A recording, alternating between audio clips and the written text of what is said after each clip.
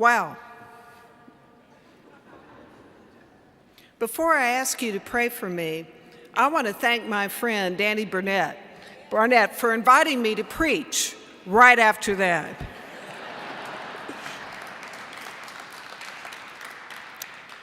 Oh, Jesus, precious Jesus, you were born to set us free. In the name of God, amen. Well, here we are, 3 days from Christmas.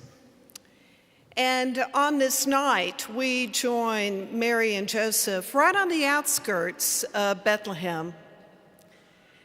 We too have been on a journey, our Advent journey, of hope and expectation and longing, deep longing for the light to come into the world. And as we sit, preparing ourselves for this last leg of the journey, what's left for us to do? I invite you to consider Mary and Joseph and their steps. All they really had was one another and a belief in the God who'd come to Mary in the form of an angel and to Joseph in the form of a dream. The journey from Nazareth to Bethlehem is about 100 miles. And I invite you to just think about what that must have been like for them. Mary, pregnant, very pregnant, on foot, with a dangerous and difficult journey, where all they could do was really trust in God, not really knowing what was ahead. I think sometimes we try to make that Christmas message more grand and complicated than it really is. As you heard in Luke's gospel, the story is very sparingly told, simple, straightforward.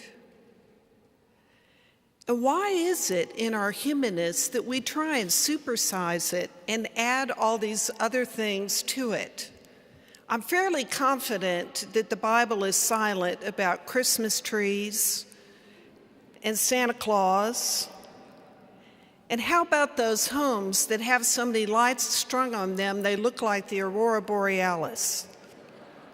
You know who you are. We're here because God loved us enough to take on flesh and dwell among us so that our lives would never be the same. What is it that we need to do to receive God's greatest gift? What do we need to leave at the city limits in order to open up the space to receive that extraordinary gift? You have to make room for Jesus. He's coming. Madeleine L'Engle said that this is the irrational season when love blooms bright and wild. Had Mary been filled with reason, there would have been no room for the child. We're right at the city limits. I invite you to reflect on what baggage you need to leave there in order to receive this great gift.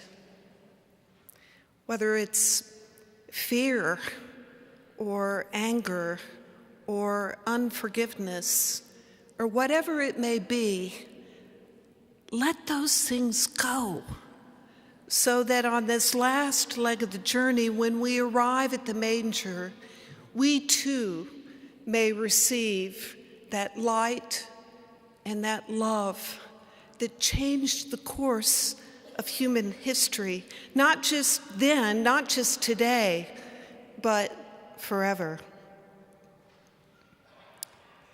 Marian Wright Edelman, a few years ago, shared one of her favorite Christmas stories that I want to share with you this evening.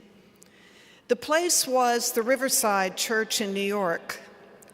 The preacher, William Sloane Coffin.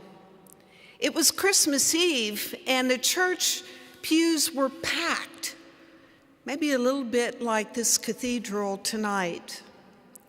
And the plan was to have, yes, the Christmas pageant, where everyone wears their bathrobes, and they reenact the greatest story ever told.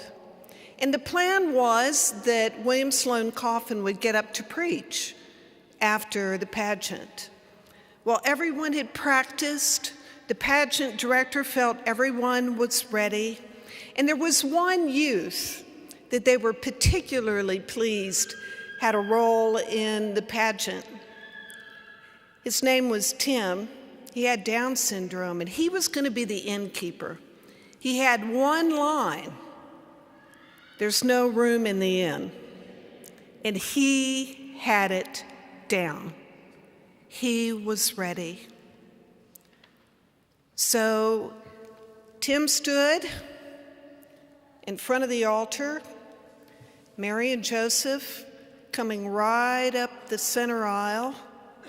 Mary and Joseph delivered their lines as had been rehearsed, and everyone leaned forward, waiting for Tim.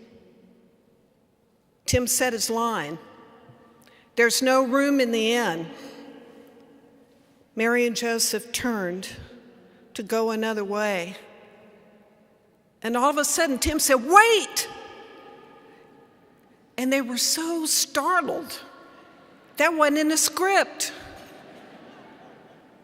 And they turned around and they looked at Tim, and Tim said, "You can stay at my house."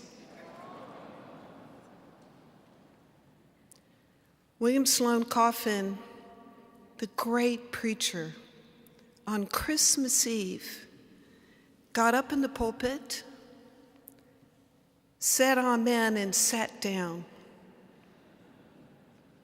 No more needed to be said. The Christmas message couldn't have been more eloquently delivered than what Tim said and everything that it meant. Merry Christmas. Amen.